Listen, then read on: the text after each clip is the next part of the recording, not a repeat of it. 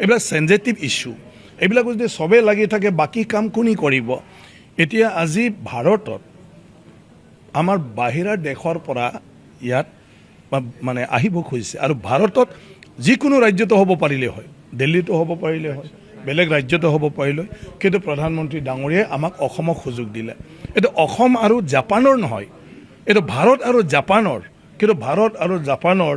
মানে আপোনাৰ দ্বিপাৰ্টিক হা বুজি পালে দুইটা দেশৰ যিখিনি আলোচনা হ'ব যিখিনি চুক্তি হ'ব সেইটো অসমত হ'ব গুৱাহাটীত হ'ব সেইটো আমাৰ কাৰণে সৌভাগ্যৰ কথা আমি সেইটো নাভাবি কোনোবা মানে মজদুৰ কৰা মানুহে শ্ৰমিকে কিবা চাফ চুতৰা কৰাৰ নামত কিবা এটা কৰিলে তাকে লৈ আমি ইমান ডাঙৰ ইস্যুত মানে যাব নালাগে জুবিনক আমি চবে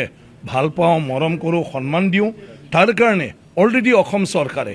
তেওঁৰ স্মৃতিটো মানে সদায় জীয়াই ৰখাৰ কাৰণে অলৰেডি কিছু প্ৰজেক্ট লৈ লৈছে ঘোষণা কৰিছে গতিকে আমি অন্তৰত ৰাখক বাকী কাম